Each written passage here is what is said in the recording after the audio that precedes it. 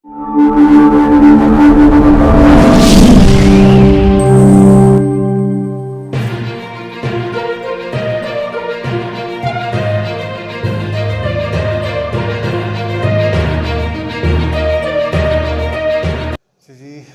Chapter 8 है हमारे पास, physics first year है और चैप्टर 8 है और टॉपिक हमारे पास है पीरियोडिक वेव्स। अच्छा, पीरियोडिक वेव्स हमारे पास इससे पहले हमने पढ़ी थी मैकेनिकल वेव्स, और फिर हमने पढ़ी थी इलेक्ट्रोमैग्नेटिक वेव्स, और फिर हमने प्रोग्रेसिव वेव्स भी डिस्कस की थी।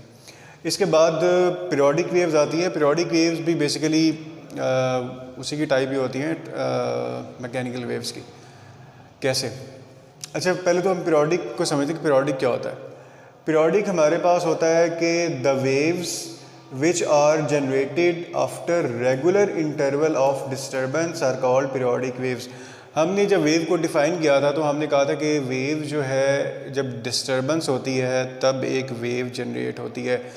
तो यहाँ पर पीरियोडिक वेव एक ऐसी वेव है जो आफ्टर जो डिस्टर्बेंस हो रही है वो हर रेगुलर इंटरवल के बाद डिस्टर्बेंस हो रही है। ठीक है, जैसे आप पानी में पत्थर आप फेंकते हैं, आपने फेंका तो वेव जनरेट हुई, फिर आप दोबारा से डिस्टर्बेंस क्रिएट करने के लिए पत्थर फेंकेंगे। अब ये जो टाइम पीरियड है ये रेगुलर टाइम पीरियड हो, कॉन्टीन्यूस होना चाहिए, रेगुलर होना चाहिए। मतलब आप क्या करेंगे, पत्थर को फेंकते जाएं, ठीक है, तो वो क्या होगा, एक पीरियोडिसिटी जनरेट होगी, एक पीरियोडिक वेव जनरेट होगी। बेसिकली होगी तो वो मैकेनिकल वेव ही, लेकिन ये जो बार बार अमल है इस चीज़ का, पत्थर फेंकने का, जिससे वो वेव जनरेट होती है, तो वो पीरियोडिक वेव कहलाती है। यानी कि हर ख़ास टाइम के बाद डिस्टर्बेंस होती है और उससे एक वेव जनरेट होती है, तो वो पीरियोडिक वेव कहलाती है। ठीक है, जैसे आप पत्थर जब फेंकते हैं, आपने एक दफ़ा फेंका तो वेव जनरेट हुई और वो ख़त्म होगी। ठीक है, लेकिन जब आप इसको बार बार करते रहेंगे, रिपीट करते रहेंगे इस प्रोसेस को, तो वो जो चीज़ है वो पीरियोडिक वेव कहलाएगी।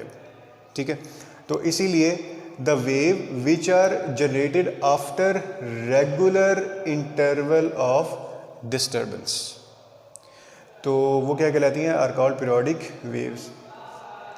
अच्छा, यहाँ पर पीरियोडिसिटी हम देखेंगे कि जो वेव जनरेट हुई है उसकी पीरियोडिसिटी क्या होगी। पीरियोडिसिटी को भी हम थोड़ा सा आगे चल के देखें, पीरियोडिसिटी क्या होती है।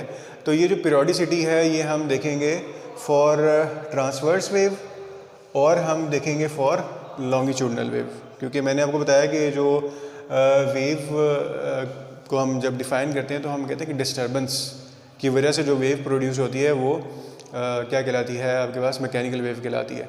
ठीक है, और जो पीरियोडिक वेव है इसके अंदर भी डिस्टर्बेंस ही है, लेकिन after regular interval of disturbance ये वेव प्रोड्यूस होती है।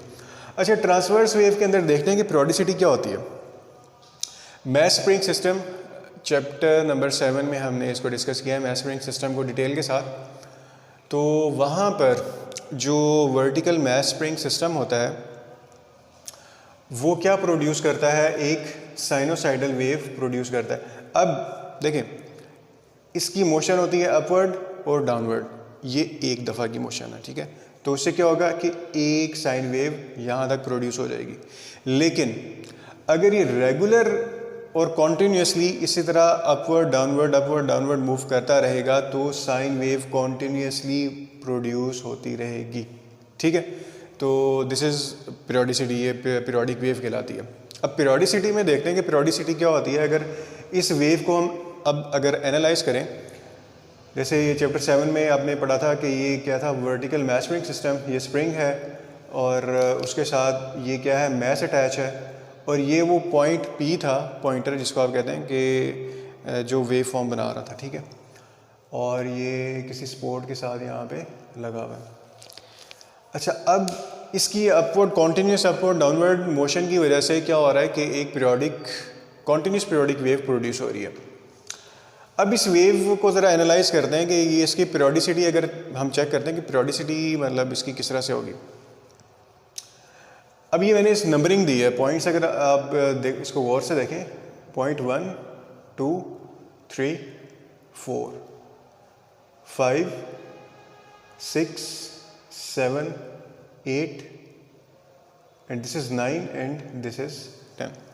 अच्छा, वेव को ना हम मतलब हर पॉइंट पे डिस्कस करेंगे कि इस पॉइंट पर इसका कैसा मतलब क्या परफॉर्म कर रही है, क्या शो कर रही है वेव। 0.5 और 7 पे, 0.5 और 6 पे, 1 2 3 पे। अच्छा,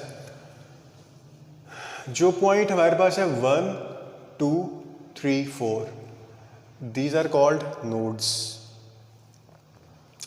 1 2 3 4 ये क्या कहलाती हैं? नोड्स। और 5 6 7 8 ये कहलाती है antinode. 5 6 7 8, so these are called antinode. अच्छा, वेव के अंदर हमारे पास एक जो क्रस्ट और ट्रफ भी होती है। क्रस्ट क्या होती है? ये तो हमारे पास मीन लेवल है, तो मीन लेवल से ऊपर का जो पोर्शन है वो कहलाता है क्रस्ट, और जो नीचे का जो पोर्शन है वो कहलाता है ट्रफ। ठीक है। अच्छा, इसके बाद आप देखें कि हमारे पास जो पॉइंट है 0.68, 0.6, 0.8, 0.57, 5 and 7 और 0.9 and 10। ठीक है, ये हमारे पास इन फेज है। इन फेज का क्या मतलब होता है? अच्छा, 0.9 और 10 ये हमारे पास इन फेज है। अच्छा, इन फेज का मतलब होता है कि फॉर एग्जांपल अब जैसे ये जो 0.9 है और ये है 0.10।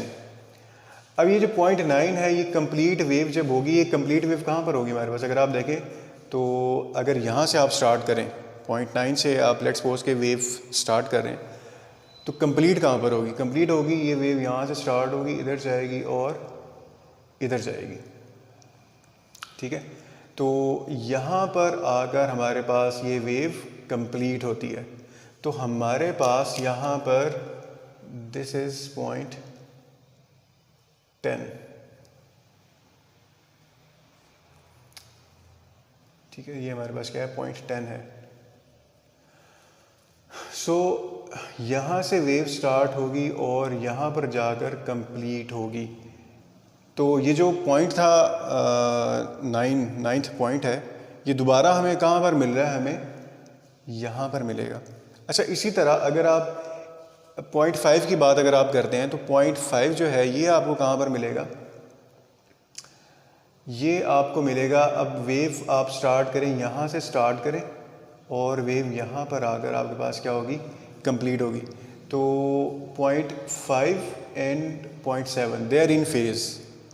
अच्छा, यहाँ पर जो फेज़ डिफरेंस है, अगर आपसे पूछा जाए कि कितने फेज़ के बाद आपको ये पॉइंट दोबारा मिल रहा है, तो आप इसको कहेंगे कि यहाँ पर जो फेज़ डिफरेंस है वो है हमारे पास पाई। ठीक है, यहाँ पर जो फेज़ डिफरेंस आ रहा है, फॉर एग्जांपल अगर आप इस पॉइंट को डिस्कस करते हैं, यहाँ से आप कह रहे हैं कि अगर वेव जनरेट हो रही है, स्टार्ट हो रही है, तो वेव कंप्लीट कहाँ पर हो रही थी? अच्छा, वेव यहाँ से स्टार्ट हो रही है, इस तरह से जाएगी और यहाँ पर आकर वेव क्या हो जाएगी? कंप्लीट हो जाएगी। ठीक है, एंड हो जाएगी। तो ये जो टोटल हमारे पास जो फेज़ डिफरेंस बनता है वो क्या बनता है? पाई बनता है। अच्छा, इसके बाद हमारे पास 0.5 and 6, this is 0.5 and this is 0.6, and 0.7 and 0.8, this is 0.7 and this is 0.8। तो ये हमारे पास क्या है? आउट ऑफ फेज़ है। आउट ऑफ फेज़ का मतलब है कि फेज़ डिफरेंस जो है वो हमारे पास क्या है? 90 का। तो यहाँ पर जो हमारे पास जो फेज़ डिफरेंस है वो क्या है? 90 का।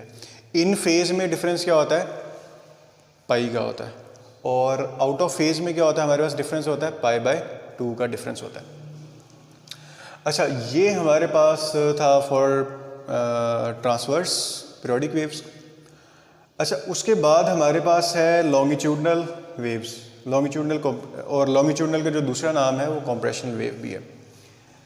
ये भी हमने मतलब प्रीवियस टॉपिक में हमने पढ़ा था कि लॉन्गिट्यूडनल वेव को ही कॉम्प्रेशनल वेव कहते हैं। अच्छा, ये क्या होता है हमारे पास? A continuous compression and rarefaction produces periodic longitudinal wave। अच्छा, continuous compression and rarefaction, ये क्या कहलाती है हमारे पास, क्या प्रोड्यूस करती है, एक पीरियोडिक लॉन्गिट्यूडनल या कॉम्प्रेशनल वेव प्रोड्यूस करती है। अच्छा देखें, स्लिंग की स्प्रिंग की एग्जांपल हमने कोट की थी कि स्लिंग की स्प्रिंग क्या होता है, बच्चे उससे खेलते हैं, ठीक है।